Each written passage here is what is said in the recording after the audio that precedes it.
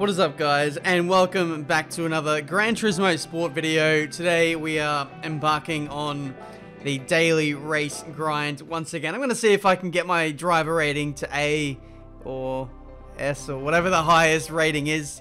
We're still in the Oceanic lobbies. This is the set of daily races from last week. So we've got Bathurst, which we saw in a video last week, but we've also got Laguna Seca, which is a circuit that I've raced on a lot in the past. But because I'm an F1 YouTuber, I don't get to race on it that often, and today we're going to embark on that today. So I'm really quite excited about this one. This is a longer race, that being Daily Race C. I believe the daily races in C are slightly longer. Sometimes they involve a bit of strategy. It's almost essentially like a 25% race in F1 games, so I'm looking forward to having a go at this. We haven't done any practice, we haven't done any qualifying, and just jump straight into the race and see, I'm going to see if I can make a solid recovery. So I would imagine that we would just get stronger and stronger as the race goes on. I don't expect my pace to be anything special off the start here as we come to terms with this Mercedes, which I did race with in the Lewis Hamilton DLC, and I know that this car is very, very understeery, so that is something that we will have to contend with. But through we go, the final corner, starting the race, and it really does look like understeer city in this car straight away, switching to the cockpit cam, because I felt like my degrees of rotation was wrong. But funnily enough, in the game, what was happening on the in-game wheel was lining up exactly with what I was doing in real life. But I'm going to spoil what happens later. Basically, I was running with apparently I was running with 900 degrees rotation, which is what I do most of the time, and it was fine in the Group 4 cars. You can see a Ferrari and another car getting tangled up there, promoting us up in a P12 while we're still struggling with our issue. It meant that I wasn't turning properly, or I was barely turning at all. I changed the degrees of rotation to 370, and all of a sudden I went 2 seconds a lap faster, and I have absolutely no idea why. Maybe the degrees of rotation is supposed to be around about 540 degrees, though anyone who plays Gran Turismo Sport on a Fanatec CSL Elite will be able to confirm that for me, potentially. So in the future I will switch to like automatic degrees of rotation or 540, whichever seems to suit me better. But yeah, I had no idea why it was being a problem, really. But yeah, we're coming to grips with the car, we're coming to grips with the circuit. We're still moving forward, surprisingly. P8, despite being absolutely horrendously slow still at this stage. We still haven't switched the degrees of rotation as of yet. But you'll know quite clearly when I do, because we're going to go a lot faster. The Audi that we're fighting with at this moment in time, he was probably one of the most inconsistent drivers I've ever seen on Gran Turismo Sport. He was rapid, he was pretty fast, but he was always getting penalties or always making mistakes. And so he'd break out a second or two's lead, and then straight away he'd be back in my clutches again. But once we make this switch with the wheel, we find that we're actually a little bit faster than him. And this is actually the lap where we did make the switch. It was on the start-finish straight, just previous. The Audi gets another penalty, slows down a little bit. Don't think we'll be able to overtake him though. But yeah, we are significantly faster than what we were before. 6/10 up in the first sector, and that is factoring in tyre wear as well around this Laguna Seca circuit. For those of you who don't know, the daily races, or each race, has got different parameters, and in this one the tyre wear is set to 7 times normal tyre wear, I think. So the tyres are going to go off quite quickly. However, we do have the hard compound tyre on, which is, you would think, pretty durable, but there's still going to be a significant amount of tyre wear, being 7 times the normal rate. So you would expect that tyre conservation is going to be a factor to success in this race. But anyway, we're finding a way with the Audi. Despite all that, we managed to go 2 seconds faster, a 25.1. You can see my lap times on the right hand side. So yeah, 2 to 3 seconds faster than when I was running before. We're all of a sudden actually faster than the Audi now. but making his mistakes, it seems. But yeah, we're catching up to the next group of cars. The top 5 are within sight.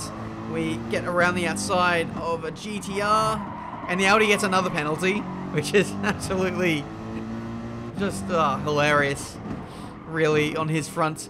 Who knows, maybe he can unsettle the GTR up ahead, and then he'll get the penalty, and that'll promote me straight up into P4. That's the hope, I guess. But this Audi, this guy is just all over the place. Just has absolutely no racecraft, it seems, and hopefully for the final time we overtake the Audi, and now we can set our sights after the oh, it's not a GTR, it's a Subaru. Bloody hell, I need to get my eyes checked. Anyway, let's see if we can get in front of this guy anyway. The Subaru makes a big boy mistake there, and that promotes us up into P4. There's a Singaporean driver about 6-7 seconds up the road. It'll be a tough ask to chase him down, but we'll do our best regardless to do so. Putting in personal bests for the rest of the race, running in the low 25s, which, you know, despite the tyre wear, I think is really, really good. I am just getting my own a little bit more with the car and the circuit. But Mercedes, from what I've heard in Super GT's videos, he says that Mercedes is good for tyre wear, and that's actually why I bought this car, just for this race specifically. There's a lot of different Group 3 cars that I need to buy. I just want to try out each one and see which one I like the most. I'm pretty handy in the Audi R8, so that's kind of my go-to at the moment, but the Mercedes is quite enjoyable as well, regardless. We head on to the final lap of the Grand Prix now. Yep, 6 minutes in, and we have finally said Grand Prix. Old habits never die. But we are potentially going to have a shot at getting a podium here, which would be an absolutely amazing comeback, starting from P15, having absolutely no practice, having the wrong degrees of rotation. Yes, we're probably arguably still in a lower rated lobby, but this will be a great comeback nonetheless. The Porsche going defensive into the middle sector. Let's see if we can overtake him around the outside. I think we got a bit of a nudge there, which prevented us from perfecting the overtake. We've only got half a lap to go now in this Laguna Seca race. We run out too far wide onto the sand trap, and that's just deathly in Gran Turismo Sport. It takes away all your grip, and so we're going to be sliding around everywhere. You can see we're lapping people in this race. The top, everyone in the beyond P10 is lapped. I don't know how they're lapped in a 14-lap race.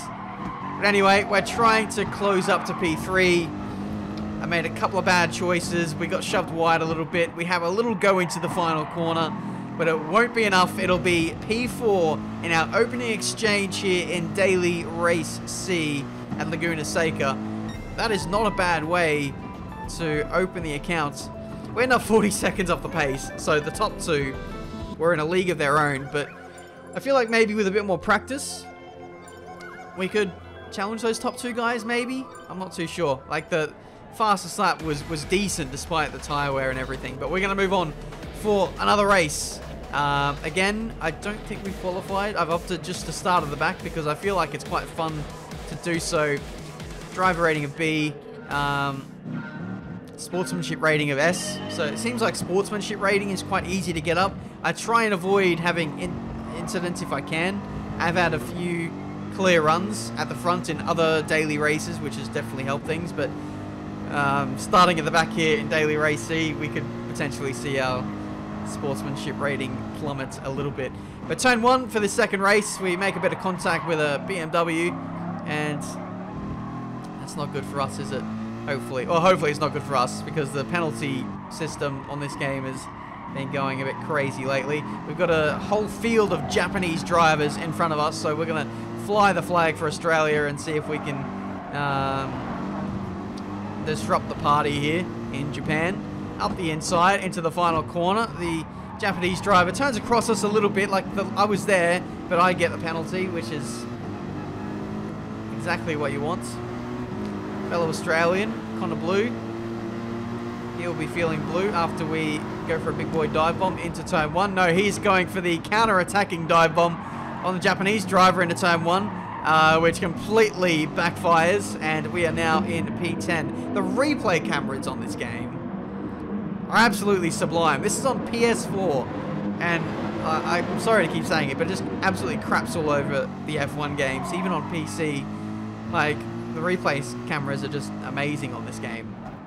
Anyway, we served the 1 second slowdown penalty. Thankfully, we don't lose any track position, which is crucial. It's really frustrating, you know, working so hard, getting in front of people, and then having to slow down again and re-overtake people you've already re-overtaken. That's just the worst. Thankfully, we don't have to endure that at this stage. Subaru and GTR negotiating the corkscrew. I think both of them cut separate parts of the chicane, which is interesting. We go around the outside of the first Japanese driver, and we are now in P9. Let's see if we can set up a move on the GTR heading into the final corner. This is a turn that I notoriously overshoot or run wide. The GTR leaves the door open. We actually got a touch there, believe it or not. Have a look at the radar. The Subaru driver just pinged me into the GTR, which was unfortunate. Really upset that battle, but we move into P8 regardless, and we can now set our sights after the front guys. I think just like the last race, I'm going to see if I can get a podium potentially. I feel like my consistency is quite strong. I haven't really spun out or made any major mistakes. One mistake you want to avoid at all costs is pushing too hard into this left-hander, because if you run wide past the AstroTurf onto the gravel, it's almost like auto spin. It'll spin you off to the left-hand side, or you'll run out wide, and even the penalty of just having the sand on your tires is bad enough for your overall pace for the rest of the lap. But this Supra is not having a bar of this battle, it seems. He's just completely ignoring my existence. And I just hate, these kind of drivers are so annoying. But we'll see if we can outsmart him or wait for a mistake, potentially. Just those people who just, even though you've got to run on them, they'll just squeeze you off the circuit. It's just the absolute worst. You can see here, he runs in a little bit deep at the corkscrew. He's under considerable pressure, but he manages to keep his car placed in the right area in order to not get overtaken. Really attacking these final couple of corners. Let's see if we can put this guy under pressure into the last one. Yes, we can, up the inside. He does leave the door open, but again, just like earlier on in the race, we just get turned in on like we're not even there, and he ends up being the loser out of that. So I'm not going to complain about that. We're going to press on with this race. It's not like it was a surprise attacking move. Like, I was there for a long time, so he should have kind of known that I was still going to be there. Like, the radar is there for a reason, pal. But anyway, P6, lap 6. We are making much better progress than what we were in the previous race, and so we could potentially get P3, P2, P1, probably out of the question, but I would hope to maybe come back and get on the podium. I feel like tyre wear and consistency really affects drivers in these daily races quite considerably, and so that's something we're going to use to our advantage as we go up the inside. I mean, am I the only one, or are you not seeing what I'm seeing? And what's that penalty for? Honestly, what is this penalty for? I'd love to know. Here we go, replay to the inside. That's the only contact right there that we make. It's a clean move, and we are penalized quite heavily for that. 2 seconds. And that is, that's just so frustrating. The penalty system is quite broken on this game, it seems. We try and do a big lunge around the outside into turn 1. Not exactly the kind of move that works out all too well, as evidenced there. But we managed to get a nice cutback, and we are through for P5. But this is all going to be in vain, because we've got a 2-second penalty. We're going to lose the spot to this Japanese driver. Maybe even the Toyota Supra behind him as well. Here's the slowdown. Really slow. And then there goes the other Supra, which was squeezing us off previously in the race. It's just unfair. It's just... The penalty system really needs to be tweaked, and thankfully that guy makes a mistake straight away, which enables us to get back onto the back of the Mercedes driver, and there we go. P5, a reverse entry isn't exactly the best line into the corkscrew, but when you're that far off the pace, I guess you got to try new things. Lap 9, we're closing in on the top 4. 4 seconds away. We take some liberties at the corkscrew, and fair enough. 5/10 penalty, which will be, we've already slowed down for that now, but we are still making heavy inroads on the podium runners now. Next up is a NSX. At least I hope it's an NSX. Is it a Honda? Yes, it is. So it is an NSX. That might be a car I potentially look at getting. I kind of like that car. A lot of good cars in Group 3. Like I said, let me know what you think is the best one. Whether it be on tyre wear, race pace, qualifying pace, all of the above. I would love to know. I don't really know too much about this game, but I do enjoy racing it nonetheless. Around the outside of the NSX driver into the final corner. And that was a brilliant move. We just got that move done cleanly, and it just worked well for us. P4. Next up is the Mustang driver. Let's see if we can put this guy under pressure. He seems to be missing apexes here or there. And also, from what I've noticed in the build-up to this, he has been braking rather early into braking. And what is that exit speed? I'll have to let him go. Oh! Okay. Alright. Not a problem. Just get absolutely barged from behind. To be fair, I did like jump on the brakes and let him go, but the NSX driver moves to the right-hand side after I already start braking. So I'm not really sure what was going on there. Obviously, I'm not completely blaming him, but he actively chose to move behind me while braking considerably early. Anyway, it's P4. We are putting the Mustang driver under pressure again. Final corner, this guy brakes super early, and we give him a little love tap there into the last corner, which I apologize for, but we're gonna use this run to good effect and hopefully move on to the podium now. I apologize about the amount of incidents I am causing. I do realize I am the instigator of all these pretty much. But at the same token, I'm like, it's kind of hard to predict what other people are gonna do. Like, they're braking super early, they're getting horrible exits, like so bad that I'm almost punting them off like I did to the Mustang on the last lap. It's really weird, and it's coming from people who have more experience on the game than what I do. Technically, I should be the person who's making all these mistakes, but I mean, not everyone is amazing at racing. I'm not amazing at racing games, I'm decent. But P3, 10 positions gained in the race, and that worked out really handily for us. So thank you guys so much for watching. Leave a like if you enjoyed, subscribe to the channel if you need to see plenty more racing game videos. I've got a long way to go on Gran Turismo. Obviously I need to improve my racecraft and maybe take better care when racing other people in this game.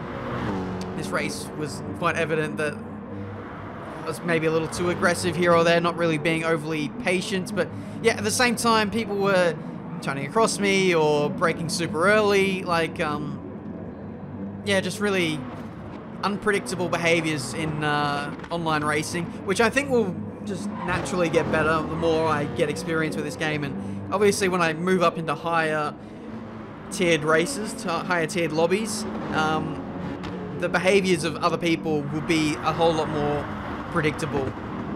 In these lower rated lobbies, you just never quite know what someone's going to do. But I'm enjoying it nonetheless. Laguna Seca is an absolute death trap for maybe less experienced or less skilled drivers. Like there's gravel traps everywhere, which will catch you out. There's the strict corner cutting, those like orange sausage curbs, which will send your car a little bit sideways. The corner cutting penalties for slowdowns. And then there's, of course, just the other 15 lunatics, which will barge you off at the slightest opportunity, me being included. But anyway, thank you so much for watching. I really do enjoy having a change of pace on Gran Turismo Sport, and hopefully you guys are enjoying the content as well. I think at some point I will do a open lobby, so I can race people from other regions and we can try out other cars. There is, of course, the F1 car. There's a Super Formula car. There's lots of things we can try, and obviously I will finally get down to doing that Lewis Hamilton DLC eventually, but I feel like I'm not good enough for it at this stage. But anyway, thank you so much for watching. Until the next one, I'll see you next time.